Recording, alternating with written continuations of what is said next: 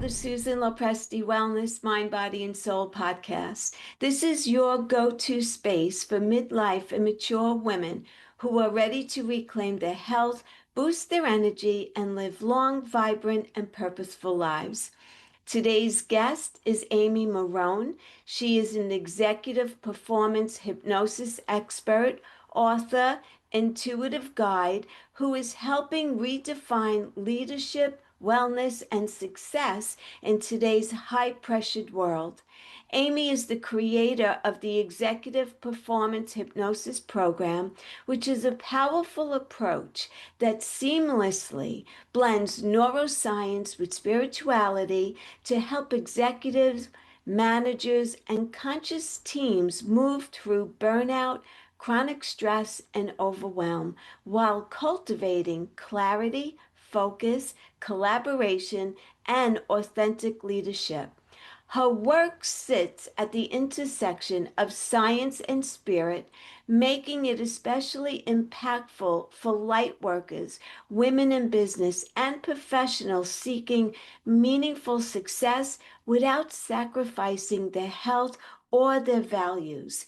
Hypnosis is increasingly being recognized as a breakthrough wellness tool with recent features in the Financial Times and the Daily Telegraph. Amy's real world results reflect this growing awareness, particularly among middle aged and older professionals who are ready for sustainable performance and deeper fulfillment. Amy's work is deeply personal. After surviving a near death experience and navigating two very rare health conditions, one of which nearly took her life, she turned to metaphysical healing tools, meditation, and self hypnosis to manage chronic pain and fatigue. That profound healing journey became the foundation of her life work. She is also the author of Whispers Behind the Veil, where she explores the connection between intuition, spirit communication, and leadership. Today, Amy helps leaders tap into intuition and even mediumship to enhance decision making, team culture, and conscious leadership.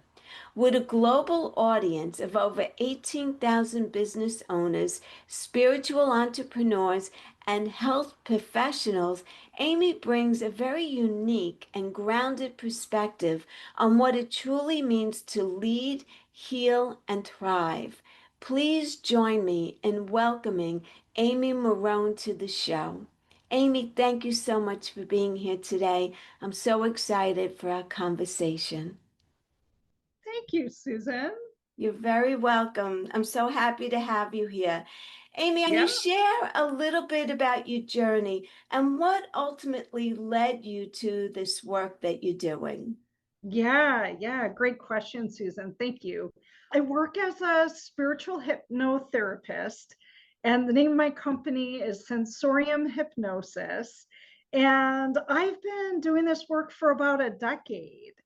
And boy, there's such a deep story, spiritual awakening that led me into this work. Over 10 years ago, Susan, I was working in corporate America as a rehabilitation consultant in a pain management clinic.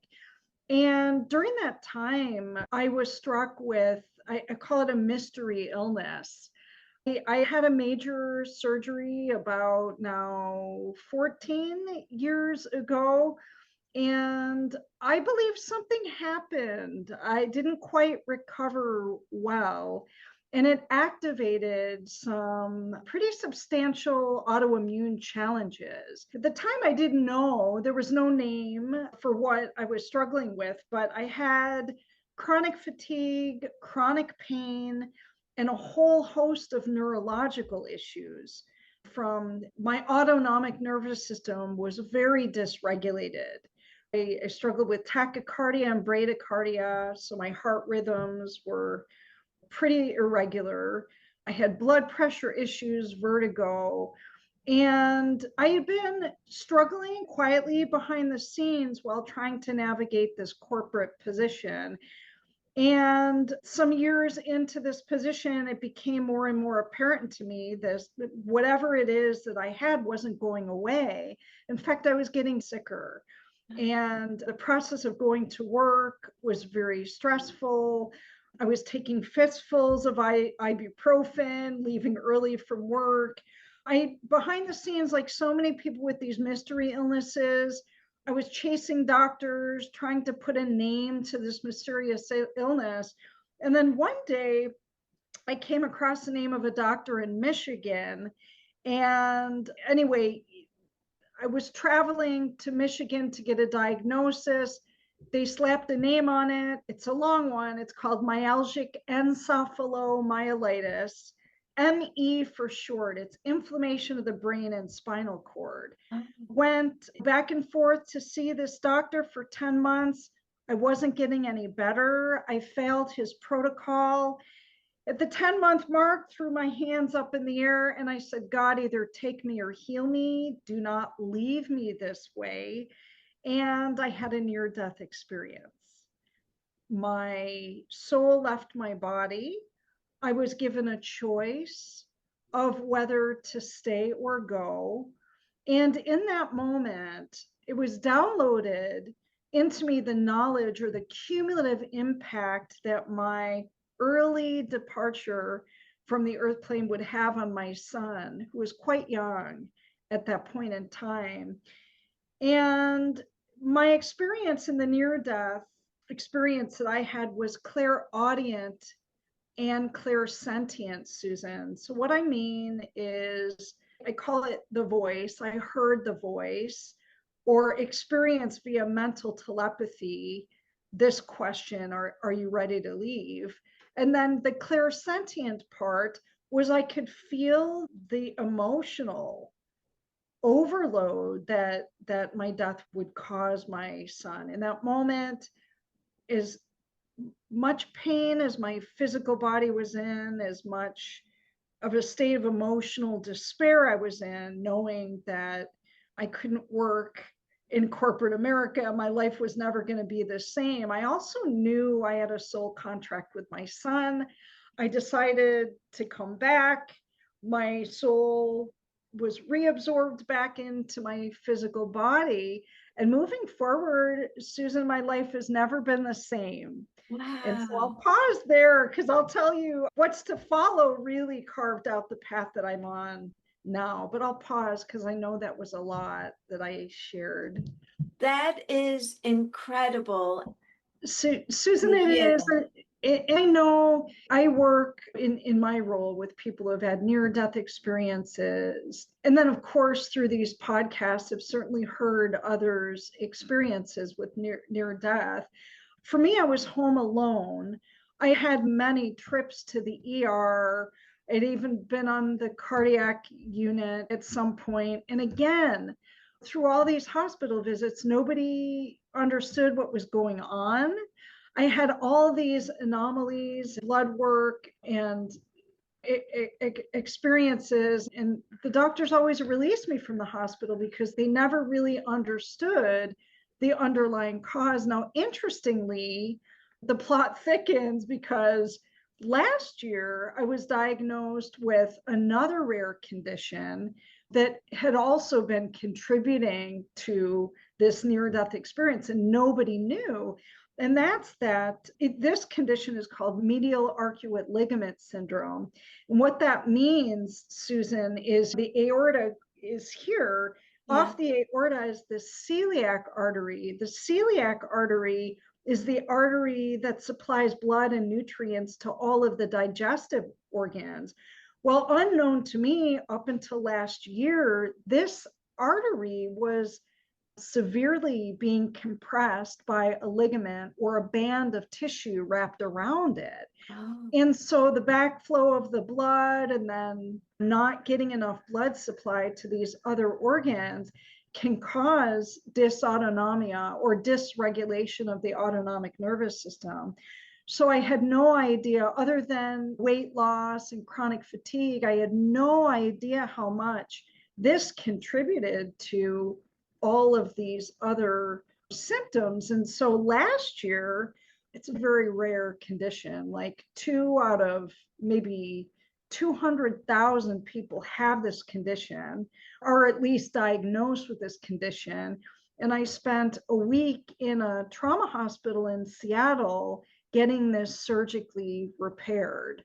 So at any rate, though, if we're to move back to that time frame of the near-death experience, in the days to follow, Susan, what happened is before the near-death experience, I had to leave my corporate position. There was just no way that I was going to be able to hold down a normal job with this condition. The backstory also, I'm separated at this point, nothing to do with all of this, but just lots of stress. My mother, my elderly mother from New York, had just moved out here. We live together. And so now I'm going through a divorce. I left my corporate position. I've got a minor in my soul care. And now my elderly mother's living with me. And I have this near death experience, which was not my physical body it wasn't a spontaneous healing, but I will say it was absolutely a soul upgrade, because what happened in the days to follow is that voice came back to me and said, Amy, you're going back to school. I knew, Susan, that voice didn't come from me, because that was crazy. That was crazy talk. There was no way, with not feeling good. At this point, I'm only able to stay awake for about maybe 2 hours a day without needing to go to sleep or have rest.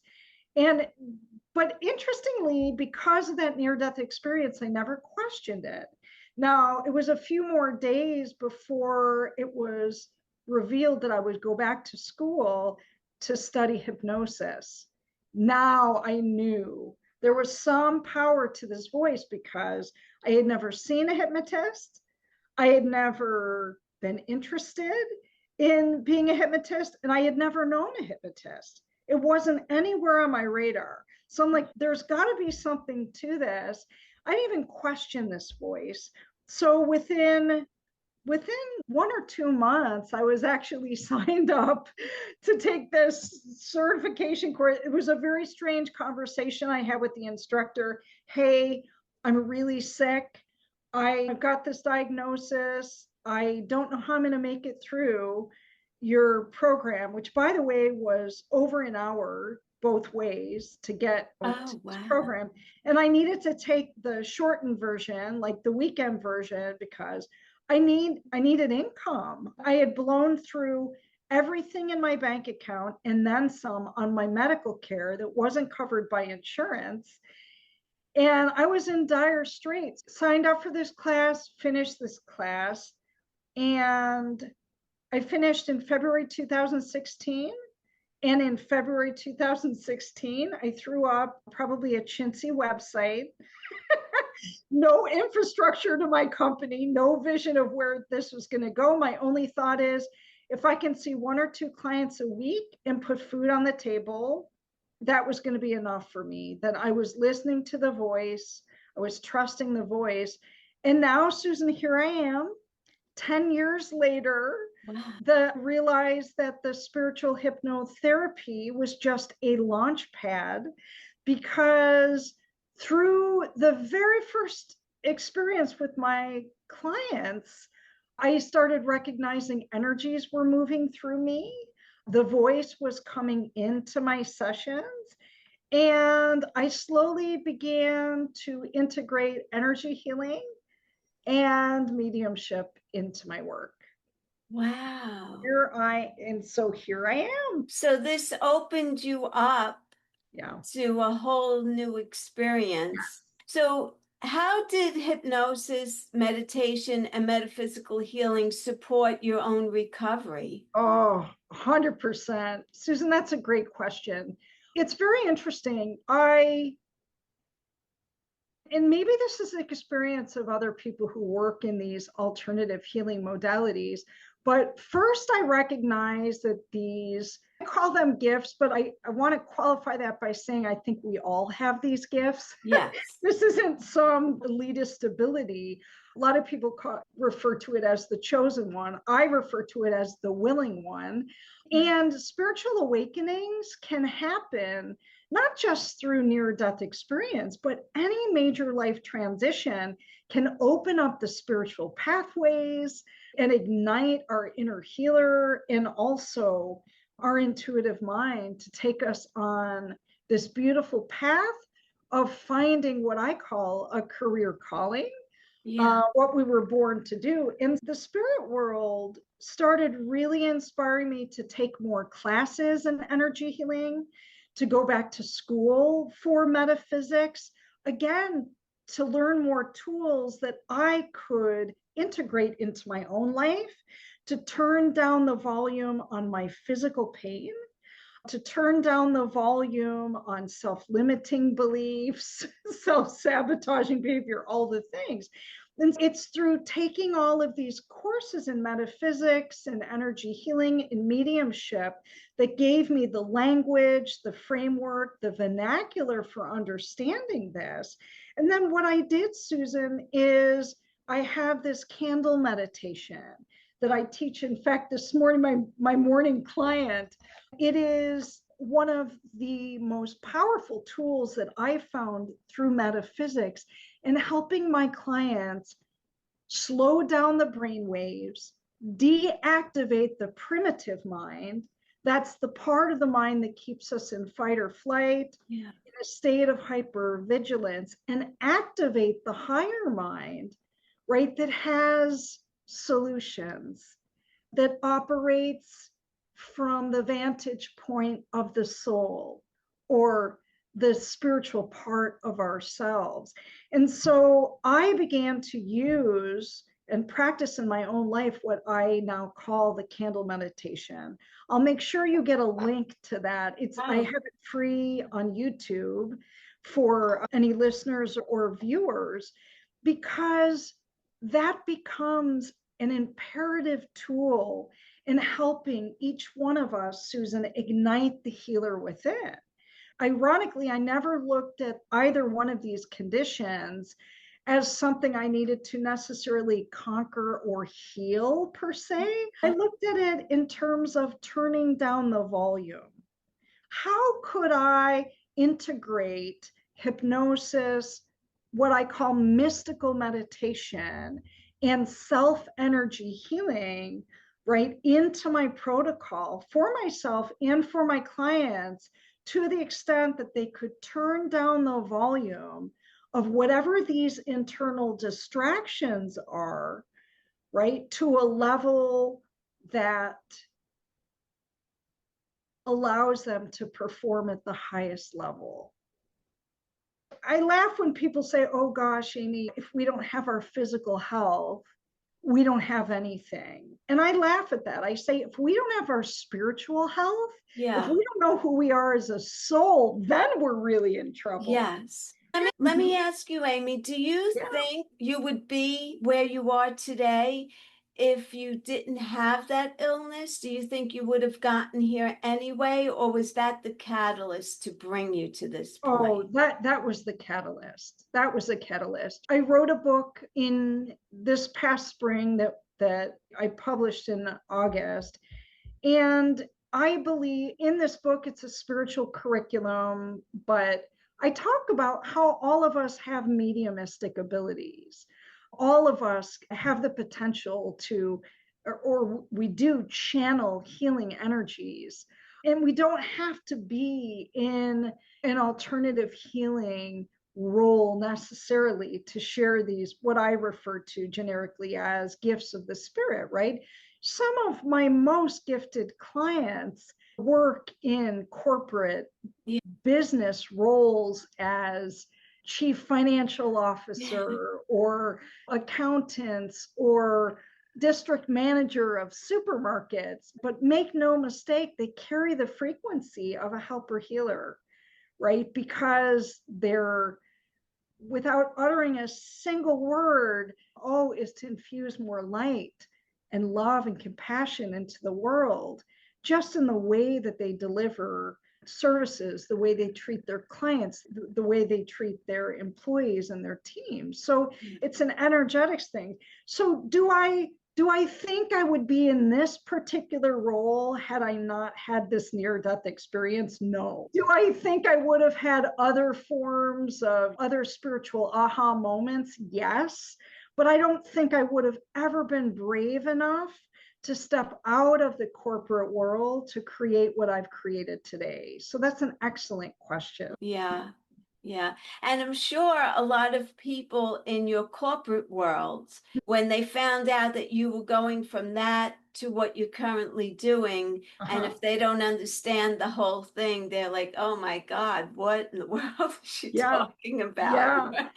Absolutely, Susan. I needed both experiences. I Yes, needed to work. I began my career out here in the Seattle area in healthcare public policy. You can't get any more lobbying and the whole nine. You can't get more corporate than that, traveling and putting programs absolutely. together and fundraising and all those things. And then I worked in a lot of healthcare settings as a rehab consultant, setting up new programs, working with people in chronic pain, a lot of work around injured workers and those types of things. But I needed to understand how the corporate world worked in order for me to be of any value to people as a spiritual hypnotherapist, working mostly with C-suite employees, people who are under tremendous pressure Right. and may even be moving through a major life transition that's impacting their ability to lead and manage. Yeah. So let's talk about hypnosis and the misconceptions of it. How do you Yes. Uh-huh. explain what hypnosis really is and Yeah. what it isn't? Yeah, absolutely. If I cull it down, like if I had to give you my quick elevator speech, I would say my job as a hypnotherapist, right? Even if we peel away the spiritual hypnotherapy piece of what I do, which I'll explain that in greater detail later. But hypnosis is about helping my clients resolve subconscious conflicts. What does that mean? Those are the things that hover beneath the surface of your awareness that are keeping you stuck. The triggers, right? The self limiting beliefs, the self sabotaging behavior, Yeah. and getting to the root cause. Like, where does that come from? But a lot of people think of hypnosis and, oh, we tap into the subconscious mind. That's true, right? That's where the things that hover beneath the surface of our awareness exist, right? When we're in an altered state, when our brain waves are slowed down, right? We're in a heightened state of receptivity to be able to connect with those things that are outside of our conscious awareness. However, one critical piece that I want to point out that a lot of people miss is also within our subconscious mind are the answers, are the Yeah. solutions. See, traditional hypnotherapy, Amy, on year one of practicing hypnotherapy, it's traditional hypnotherapy is much like the one size fits all. Susan comes to me, she's got problems with anxiety when she's driving on the highway, That or she is wants, me. That yeah, is me. how about that? How about Oh that, right? my God. It's great. I don't know. That's what Spirit brought through anyway, for an And that's example. me. I think now the roadways are so much crazier Oh, than they've oh, ever been, Susan. welcome So to that's New a common, York. yeah, absolutely. But that's a very common one, right? We're like, and plus the world is a crazy place. So we just never know, bumper to bumper. There's a lot of unknowns there. But people come to me with panic issues or anxiety issues and anxiety triggers related to all kinds of things. It could be social anxiety when they're driving in traffic, anxiety going into the boardroom, whatever it is, right? And traditional hypnotherapy is very script based. It's like I put you in a deep theta state and I'm essentially making these post hypnotic suggestions. But I'll tell you, fast forward to now, look, I truly believe the answers lie within you. So I can make all kinds of suggestions and it may help you for a little while. But at the end of the day, it's going to be the revolving door of Susan coming back. Hey, it worked for a couple months, and 6 months later, you're like, oh gosh, for whatever reason, that anxiety trigger is back. And that's simply because hypnosis and using the one size fits all approach isn't very effective. It's far more effective if I can inspire my clients to journey inward to begin to understand like their own root cause, their own solutions. We have to address the underlying subconscious conflict. Yeah. A lot of times when people are afraid of flying, it has actually nothing to do with being afraid of the plane falling out of the sky. It's so much deeper than that. For some people, it's like they're claustrophobic. For other people, the anxiety is only triggered when they're on airplanes going to business meetings. But if they're going to Florida to visit their friends, they're like, lo and behold, Amy, I have no anxiety. So we can't just create this blanket statement that all people who have driving anxiety are afraid of, getting in a car accident, or we just don't know what we don't know. And so anyway, and the misconception about hypnosis is that people need to go into this deeper theta state in order for me to help them resolve subconscious conflicts. And in fact, I've long since dumped all the traditional hypnosis practices because I'm working with a lot of very smart, highly resistant, highly distrustful CEO level people who are like, this is bunk, Amy, this is bunk. You're not going to be able to hypnotize me. You're not going to be able to relax me. But do you know, at least 3/4 of the clients who I work with, either virtually or in my space, are able to resolve subconscious conflicts without going into the traditional hypnotic state. Really? And Yeah. how is that? Yeah, it is. Again, I feel like the work that I do is highly intuitive, right? And that spirit is feeding me deeper questions. And a lot of times it's metaphysical questions, or it could be very basic questions that I'm asking my clients that ironically have nothing to do with the issue that brought them in to my space. So what would be a metaphysical question that would come to you? Yeah, For an example. Sure. Okay, I can think of one. A few years ago, I had a woman come to me. She worked in the finance industry as a wealth management provider and financial planner.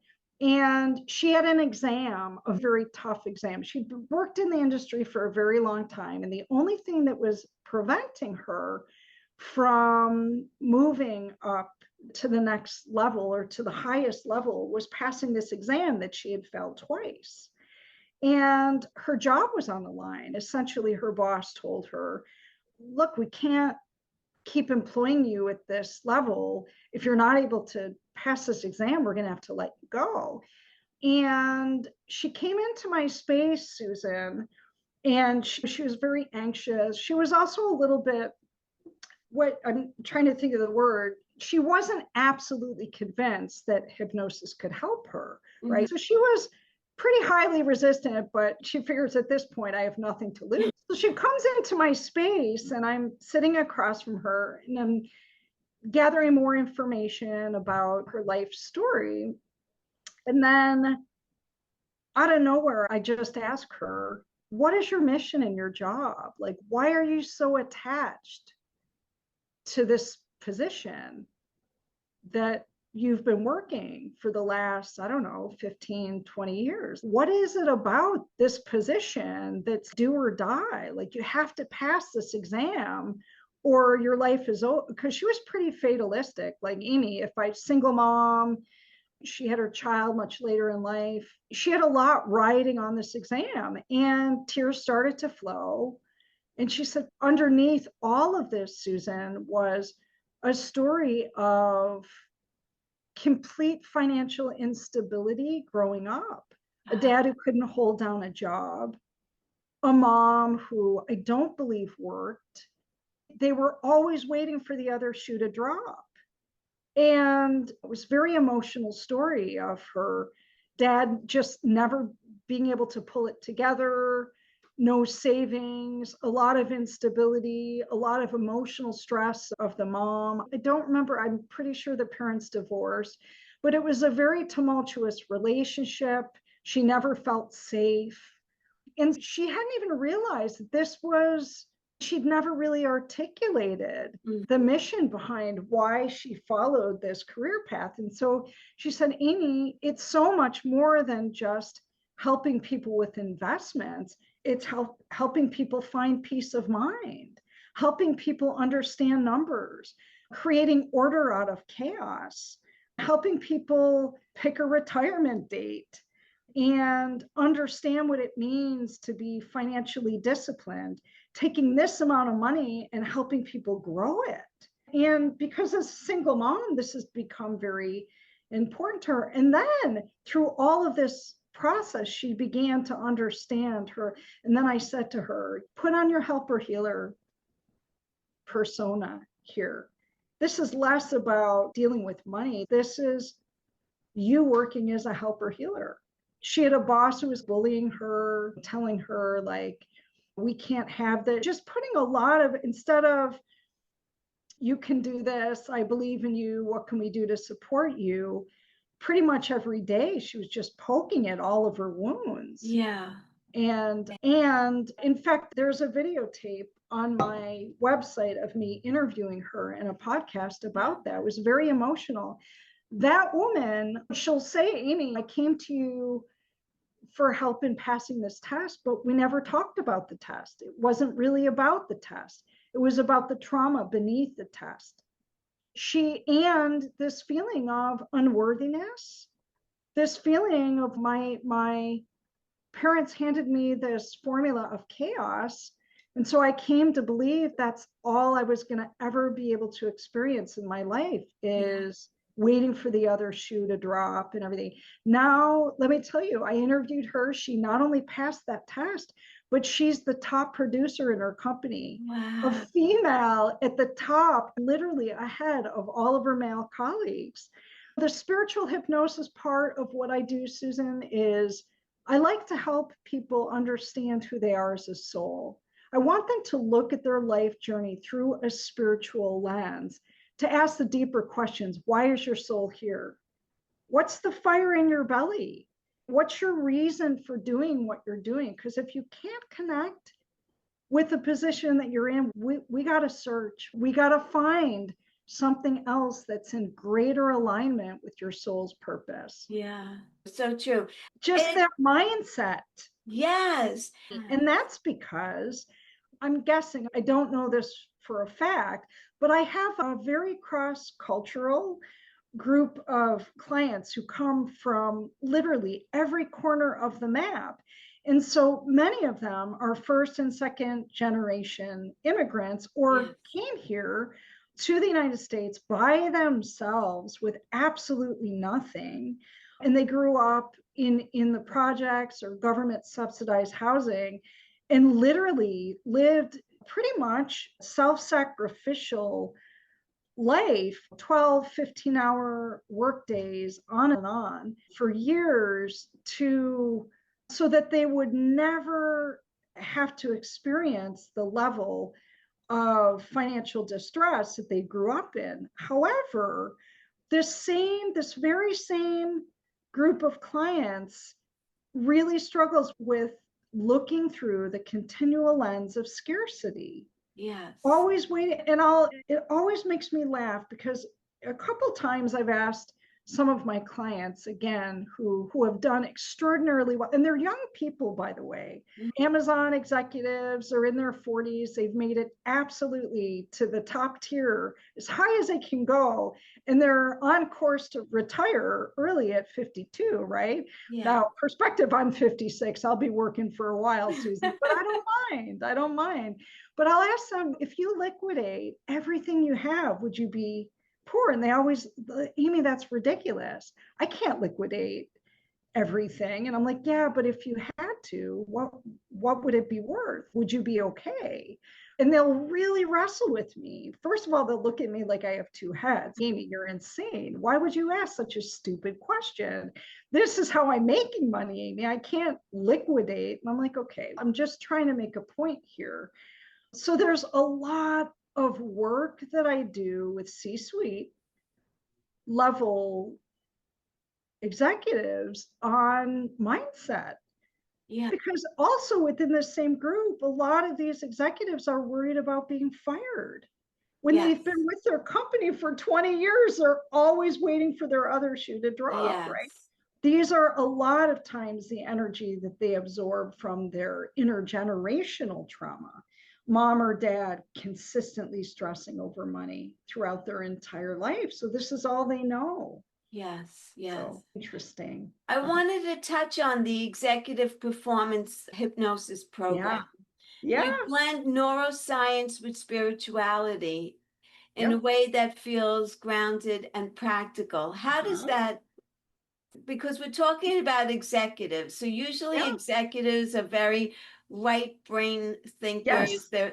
So how does that Completely. gel? Like, how does that gel? Absolutely. To an extent, right? Most people who come to me have been, first of all, C-suite executives don't have a lot of time they don't spend a whole lot of time on Facebook and Instagram Right. and all this jazz. A lot of them come through a known network. So they've discovered me through somebody else, or they came to my website. They might have done some sort of search and found my website organically.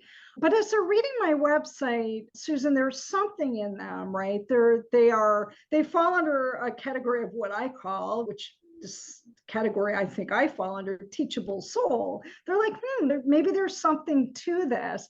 So it piques their interest. So they may have some spiritual leanings. Maybe even they haven't even necessarily articulated it.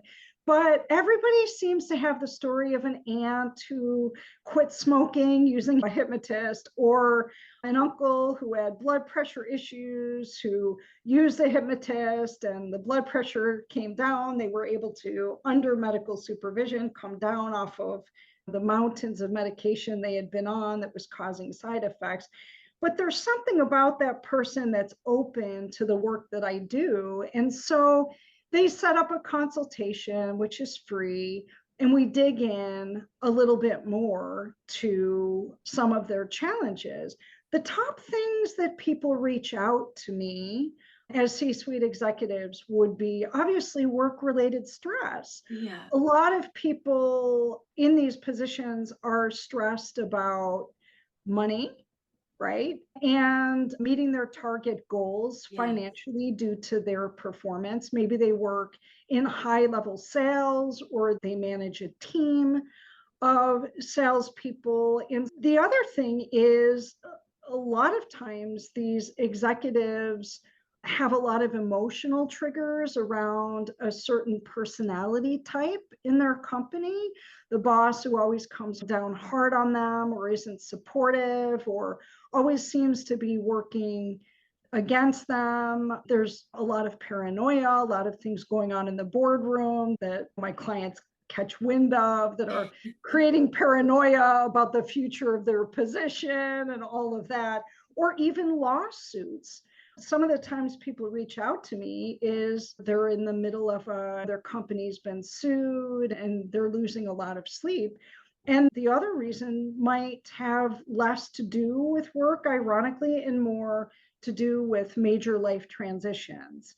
Maybe their spouse or a child is sick with cancer and they're really having a difficult time managing the stress of work and toggling back and forth between the reality of their home life and their challenges or personal challenges and the stress of working in this high octane stress induced position. Yeah.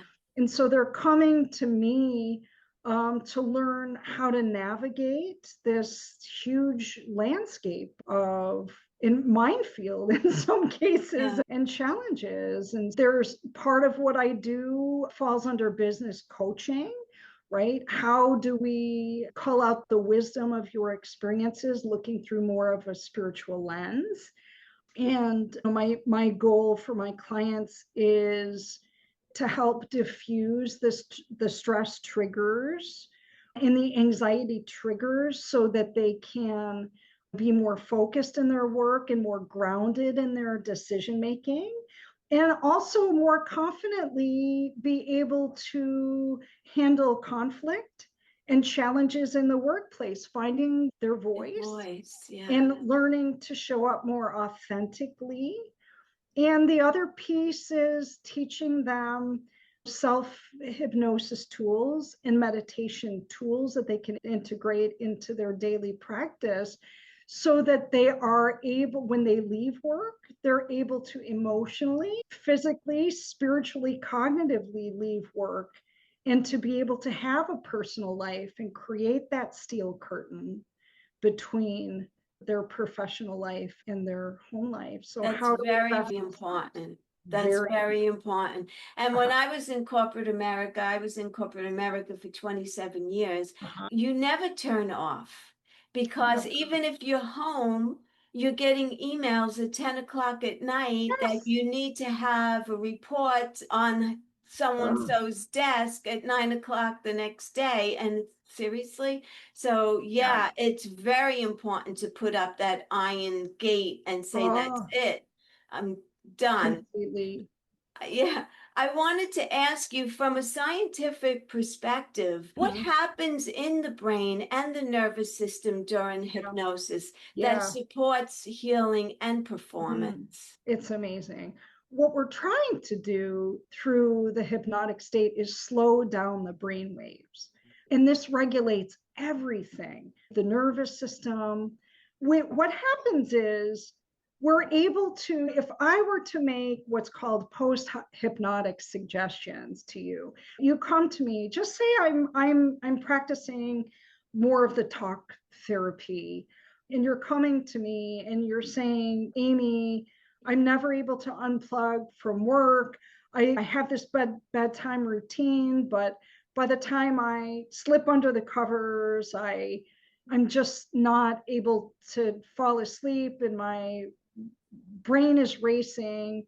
And it might be 2 or 3 hours before I'm able to get even to a light level of sleep.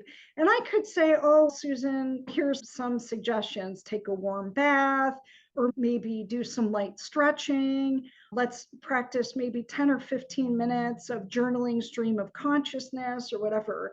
And you'll say, oh, Amy, that makes sense. I'll try it. And a week or two later, you'll integrate this in and you'll have some maybe moderate success on the front end. But after a while, what happens is your conscious mind is going to eventually reject it. Number one, it didn't come from you, it was my formula for Yeah. you. And number two, I told you in a conscious state. So there's a critical factor, part of the conscious mind, that will eventually kick out any new suggestions simply because it's unfamiliar, right? It's not your go to. Your go to is to lie in bed and let the wheels churn. Yeah. This is a time, instead of sleeping, your mind and your body and your nervous system is still in a state of hypervigilance. However, if I were to put you into this deeper state and we're slowing down the brain waves, what happens, as I mentioned earlier, is we are deactivating the primitive mind, right? That's the part of you that's in a state of hypervigilance all the time, especially if you work in corporate America, because it's built on the mindset of always waiting for the other shoe to drop, Yeah. isn't it? Like you have to be 10 steps ahead all the time. You can't sleep, you can't eat. God forbid you can't meditate, can't have Right. time to hypnotist. None of that stuff is not going to work. And so, in this deeper state, and there's 4 levels within the theta state, right? And each level has some wonderful therapeutic value, but what's happening is we're regulating the nervous system, right? The heart is slowing down. The breath, you're taking deeper breaths, right? We're moving you out of the physical state of panic, of worry, of overthinking, right? And now we're activating the higher mind, right? And we're creating a new experience, right? I'm walking you through a process of journeying inward, right? So for that time that we spend together in this deeper theta state, right? And I tell you, that candle tool is magical. That mystical meditation tool is wonderful, because what happens is I'm teaching you, or really forcing or jump starting the process of each and every one of my clients letting go of the outer world. For a moment in time, nothing else matters but the present moment. And I'm walking you through the process of igniting your inner healer, of recognizing the inner light, right? The light that lives inside of you, that healing energy, right? And through this guided meditation process, believe it or not, these energies that already exist in you, this calm inner light, is trickling out, right? And resonating out into the deepest cellular level of your body, right? So I'm teaching you a form of energy, self-energy healing, right? We're diffusing or lowering the volume of the anxiety and the anxiety triggers. It's really rather incredible process. Like I said, for a moment in time, when you're in this deeper theta state, those problems cease to exist. And we're teaching the mind and body what it feels like to experience a state of complete emotional quietude. That state is so therapeutic. And by the way, even when people come out of the state of hypnosis, the energies that we've created, the experience of those energies ripple out through the day, through the week. And when we practice this, right, after a while, people don't need the candle, they don't need prompts from me. Ideally, I'm helping them be able to get into that state just by using the power of their mind and their breath, right? And I call it an anchor. It's called an anchor in hypnosis. There's a place that we can create using the higher mind, that then the mind and the body begins to associate with healing. Okay, so lots of tools, lots of visualization, but it's, make no mistake, each and every one of my clients, right? The most powerful healer of all in this formula is you, right? It's not me. It's what I'm teaching you or empowering you to do for yourself. Yeah. Okay. Again, I don't know his protocol, but what I can share my experience working as a hypnotist now for a decade is, again, my first and foremost, above and beyond all things, Susan, it is about resolving subconscious conflicts. When people come to me with, major presenting issues, whatever it is, right? They can't sleep, they have insomnia, the driving thing, the stress triggers at work, whatever it is. First and foremost, I have to help them identify root causes, right? A lot of times, the things that trigger us in the here and now are the root causes way back in their childhood, right? Before the ages of 7 years old. This example that I gave you of the person struggling to pass the exam, like she knew that exam material, right? Like the back of her hand. She'd been working in that industry forever. But every time she got in front of that exam, there was a panic trigger. She was hearing the voice of her boss saying, if you don't pass this, you're going to fail. She was going back to her, again, subconsciously, to her childhood, where things were always financially stressful, right? That there was always a disconnect between her behavior and her outcome measures, her desirable outcome measures. So what I can say is I can hypnotize people all day, every day. And people say, are you sure you can hypnotize me? Yes, there's no problem hypnotizing people. The therapeutic value comes from identifying the subconscious conflicts. And see, all of the work that I do in the chair, getting people in the deeper level, I'm not actually doing hypnosis. Now I'm doing energy work. And I'm helping people release what we've already discovered are the self-limiting beliefs, or the self-sabotaging behaviors, or the cognitive dissonance that their experience is. This is what I believe, and this is how I'm behaving, and we've got to narrow the gap. So there's a whole process that takes form in conversation, by the way, asking the spirit-directed, deeper questions. I'm using my intuition. I'm using help from the spirit world to bring through the deeper questions, right? What's at the root cause of your stress over this job? Why does it mean anything to you? And that opened up a lot of deep wounds going back to her childhood, going back to the personality conflict she's having with her boss in the workplace, where every time she walks into her job, her stomach's in a knot. Okay. I better make sure before I get somebody into the deeper state that we've begun peeling some of those many layers, so the client has a deeper understanding of why those stress triggers exist. What is it about? Is it that you're really not a good student and you don't know the answers to this test, or is there something deeper going on there? So if you're a hypnotherapist and you're not helping people resolve subconscious conflicts, and by the way, you're not helping them connect the dots to find their own solutions, right? Her solution was not confronting her boss. Her solution was understanding the bigger picture.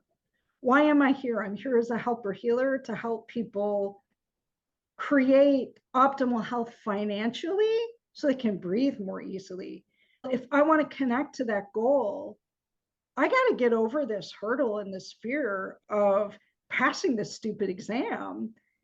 And I've just got to lock into the goal and the outcome. It's not even about her income doubled pretty much overnight, but it wasn't even totally about the ink. It was about the carrot that we needed to wave, and for that she needed to see in front of her was like, there's a purpose to my mission. It goes beyond the bullying that's going on in my office. It goes even beyond the dollars and the fear of not being able to make a decent living.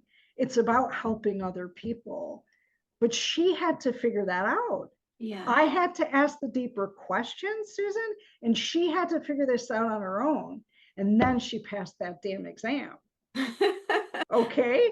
So there's relaxation and guided meditation, which you can find that all over YouTube. And that's really nice, but that's not going to help people solve the deeper issues. They're two totally different tools. When I do guided meditation, it could be for relaxing people, but there's got to be a deeper metaphysical question and some resolution on the forefront of that experience in the chair. Okay.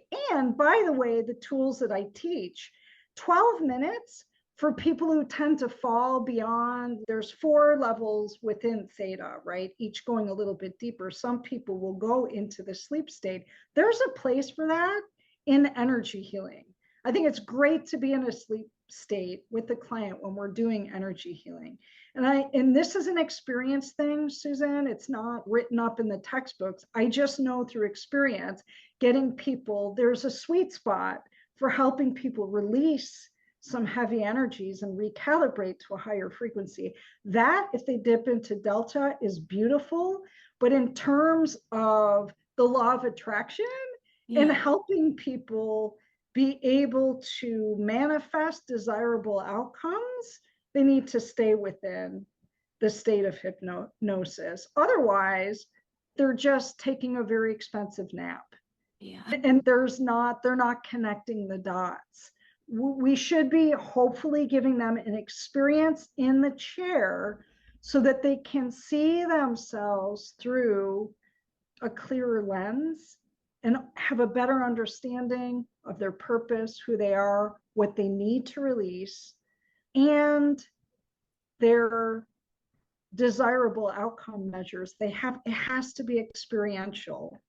So it has to be more than listening to some random story that Amy's sharing. Again, there's a time and a place for that. But when it comes to creating change, there's a lot more intuitive work that needs to be done from the hypnotherapist, in my opinion. Wow. I think that's a great way to end this conversation. Sure, you bet. Perfect. You bet, Amy, thank Susan. you so much. This was such a pleasure Oh, learning from you. I yeah. love your energy. I love the Oh, work that you're doing. I love your whole story, how you went from, oh, being sick to coming out to the other side and helping so many people in the process. So it's oh. beautiful.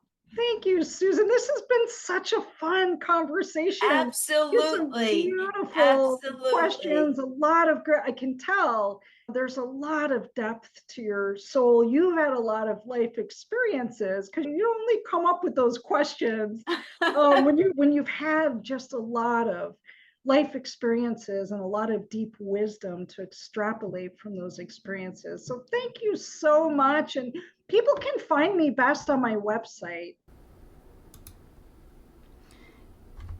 Thank you so much, Amy, for sharing your wisdom, your personal journey, and powerful work that you're doing to help people heal, lead, and live with greater clarity and purpose. Your ability to blend science with spirit in such a practical and compassionate way is truly inspiring.